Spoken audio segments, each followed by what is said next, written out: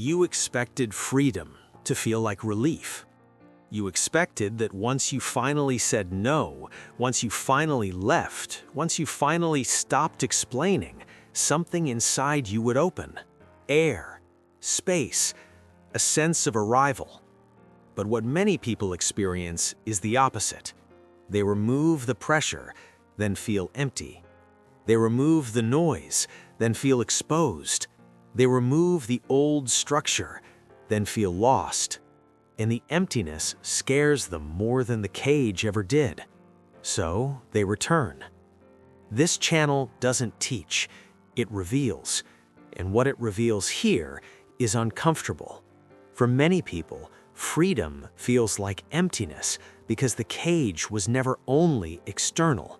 The cage was meaning, borrowed meaning, inherited meaning, meaning supplied by other people's expectations. Nietzsche saw this as a defining condition of modern life. People don't just live under rules, they live under valuations, systems that tell them what matters, what counts, what makes a life respectable. So when you step out of the role, you don't only lose a routine, you lose your justification. And if your justification was your identity, the first taste of freedom will not feel like liberation. It will feel like a vacuum. You don't notice this while you're inside the old structure. Inside the structure, there is always something to do, something to prove, someone to satisfy, a standard to meet. The structure gives you a direction even if it's draining you. It gives you a moral map. It tells you who you are, the responsible one, the good one, the useful one, the one who doesn't need much, the one who keeps the peace. When you live inside that, your days may be exhausting, but they are legible. They have a story. Then, one day, you refuse. You set a boundary. You stop replying. You leave the relationship. You quit the role. You stop chasing the approval. And for a moment, you feel something like clarity. Then the emptiness arrives. Not boredom, not calm. Emptiness like a room after the furniture has been taken out. Emptiness like silence after a loud machine shuts off. Emptiness like the absence of a voice that used to command you. And you realize the voice was not only outside you, it was inside. It was the internal judge that supplied meaning through pressure. Pressure created purpose. Obligation created identity. Anxiety created direction. So when the pressure disappears, purpose disappears with it. This is the hidden dynamic. You were not only oppressed by the cage, you were oriented by it. Nietzsche would say that many people survive on external valuation because it spares them the terror of creating their own. Creating your own values is not a cute phrase, it is an existential task. It means you can't hide behind should, you can't hide behind tradition, you can't hide behind what other people admire. You have to decide what matters without a witness, and most people are not prepared for that because they were trained early to measure themselves from the outside. You were praised when you aligned, corrected when you deviated, loved when you were easy, tolerated when you were useful. So you learned the safest way to exist: be legible. Legible means predictable. Legible means acceptable. Legible means you don't create uncertainty for the people around you. Freedom threatens legibility. Freedom makes you unpredictable. Freedom makes you harder to categorize. Freedom forces people to update their story about you. So, externally, freedom triggers resistance, but internally, freedom triggers something worse. It removes the script. And when the script is gone, you face a question that feels too big. If no one is telling me what to do, who am I? That question is not philosophical in the abstract. It hits the body. Some people feel it as dread, some as numbness, some as anxiety that appears out of nowhere, some as a sudden urge to fill the space with something, anything. because the mind has been trained to treat emptiness as danger. Not because emptiness is inherently dangerous, because emptiness means you are not being directed. And being undirected feels like being unsafe when your identity was built around compliance.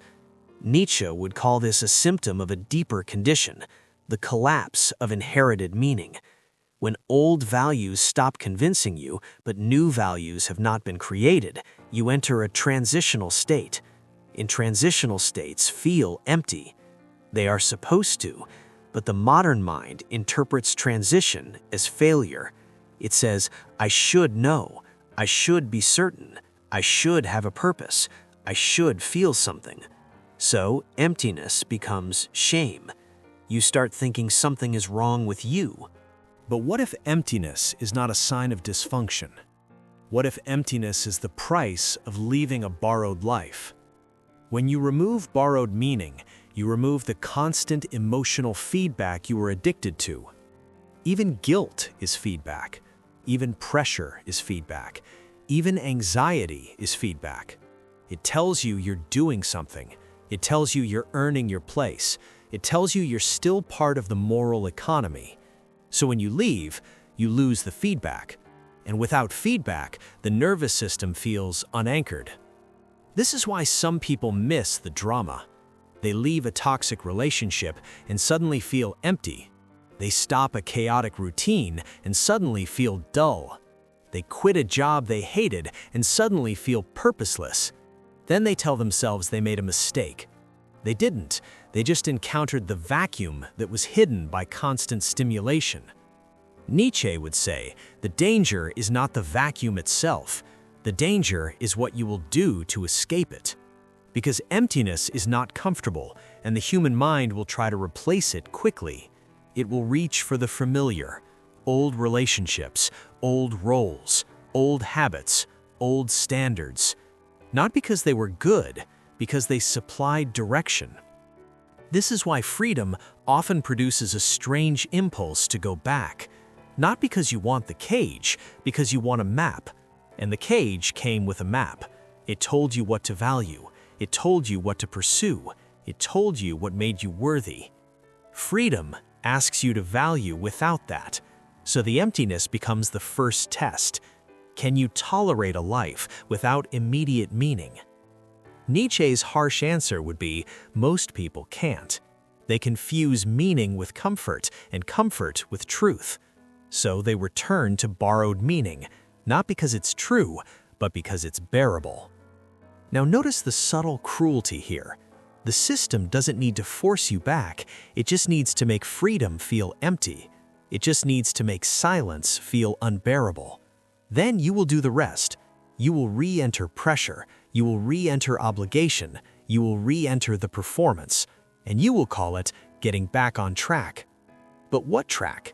The track that was built by other people's values. Nietzsche would say, the modern person is haunted by the need for justification. They don't just want to live, they want to be allowed to live. So they keep searching for a structure that grants permission, a relationship that defines them, a goal that makes them respectable, a cause that makes them good, a routine that makes them disciplined. And when they lose those, they feel empty, because emptiness is the absence of permission. Now, there is a deeper layer beneath the emptiness. When you become free from external demands, you finally meet yourself without distraction. And for many people, that meeting is not pleasant. They meet regret. They meet grief. They meet anger they never expressed. They meet sadness they numbed out. They meet the quiet awareness of how long they have been living for other people. The emptiness is not just lack, it is exposure. It is the room where everything you avoided is waiting. So again, the mind tries to fill it quickly, anything to avoid the encounter. And people call that productivity, but sometimes it's just avoidance of the self. Nietzsche would call this avoidance the refusal to create, because creating meaning requires staying with the discomfort long enough for something new to emerge. And the modern person is trained to escape discomfort immediately, to fix, to distract, to consume, to perform. So freedom becomes emptiness, and emptiness becomes panic. Then panic becomes a reason to go back. Now think about the word freedom. Most people imagine freedom as the removal of constraints, but the deeper form of freedom is not removal, it is authorship. Authorship of values, authorship of direction, authorship of what matters. And authorship is heavy. It means you can't blame the world for your emptiness forever. It means you can't hide behind inherited scripts. So emptiness appears as a kind of existential mirror. It says, you are not being told what to be anymore. Now what? There's a reason Nietzsche's name is often connected to the word nihilism, even when people don't fully know what it means. Not as a fashionable gloom, as a precise description of what happens when old meanings lose their power, but nothing new has taken their place. That gap is not just intellectual, it is lived. It is the experience of waking up and realizing that the things you used to chase no longer feel real. The approval feels thin, the rewards feel delayed, the identity feels like costume. So you drop it. And then, instead of feeling free, you feel empty. This is the stage where many people panic and assume they are broken. They say, I lost my motivation. They say, nothing matters anymore. They say, I'm numb.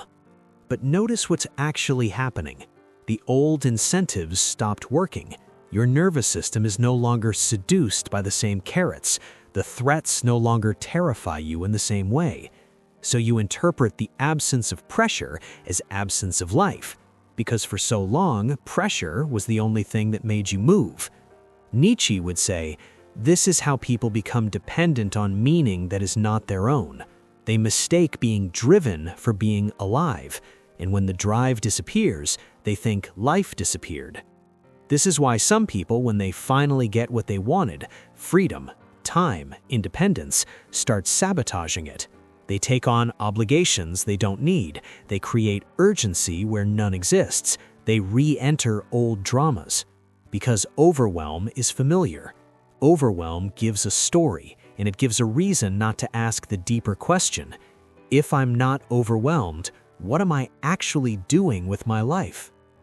Imagine you leave a job that has been consuming you. Everyone told you it was a good job. It looked respectable. It gave you something to say when people asked what you do. You leave.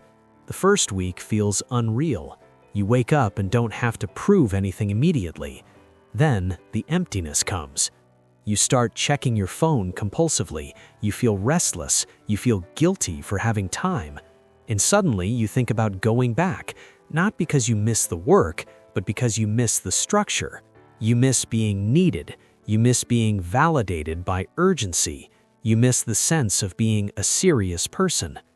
This is not love for the job, it's dependency on the identity the job supplied. Freedom took away the identity, and you were left with the question, who am I without being useful? Or imagine you stopped chasing a person who kept you anxious. The relationship was inconsistent, hot and cold. You were always interpreting messages, tone, silence. Then you stop. At first, it feels like relief. Then you feel empty. The emptiness doesn't just feel like missing them, it feels like missing the stimulation. Because that relationship kept your nervous system awake. It gave you an obsession. It gave you a constant problem to solve. And a problem to solve is a kind of purpose. So without the problem, you feel like you have nothing. This is why some people return to relationships that hurt them. Not because they love the pain, because they fear the emptiness that comes after the pain ends. Nietzsche would say, people often choose familiar suffering over unfamiliar freedom. Because familiar suffering still contains meaning, it still contains a role. Freedom contains none of that, just space. And space is terrifying when you don't know what you value. Now, here is where Nietzsche becomes most uncomfortable. He would say that many people, when they meet emptiness, choose a smaller life. It feels peaceful on the surface. But underneath, it is a quiet shrinking. The emptiness is no longer transitional, it becomes permanent. Not dramatic despair, just a dimness. So emptiness is a fork. It can be the passage that leads to authorship, or it can be the dull room you learn to live in because you never dared to create. And creation doesn't mean art, it means valuation, deciding what matters, then living in a way that expresses it. That expression will not be immediately rewarded. Sometimes it will be misunderstood. Sometimes it will be lonely. Sometimes it will feel like you are building meaning out of nothing, because you are. That is the work. So if freedom feels empty, the real issue is not that freedom is empty. The issue is that your life was built around meanings that were given to you, and now you are standing in the place where meanings must be made. And made meanings start as uncertainty. They start as awkward experiments. They start as choices that don't feel fully justified yet. They start as a life that is not immediately legible. This is why the emptiness feels so sharp. It is the sensation of being between worlds, between the world where you were told what mattered and the world where you must decide, between the self that was approved and the self that is still unknown. And the unknown doesn't feel like victory, it feels like silence. Most people imagine freedom as instant clarity, but clarity usually comes later, after you have endured the gap long enough to learn what actually feeds your vitality. And that learning is slow, because values that are truly yours don't arrive as slogans. They arrive as patterns, patterns of energy, patterns of resentment, patterns of what makes you feel more real. So the important point is this: emptiness is not the destination, it is the passage.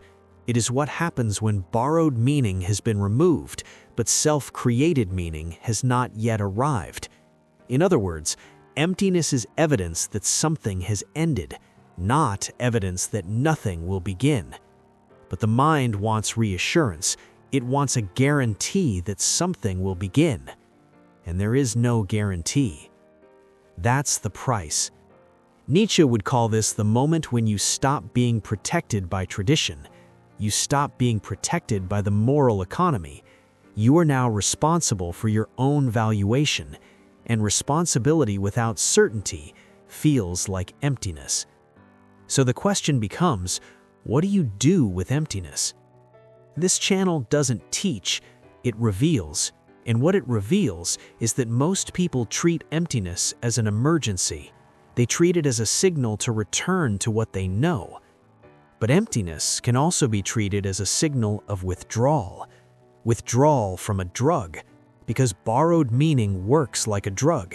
It gives immediate structure, immediate identity, immediate approval cues, and when you remove it, you go through withdrawal. Withdrawal feels like emptiness. Withdrawal feels like restlessness. Withdrawal feels like the urge to relapse. So if freedom feels empty, it might not mean freedom is wrong. It might mean you are detoxing from meaning that was never yours. And detox is not romantic. It is quiet.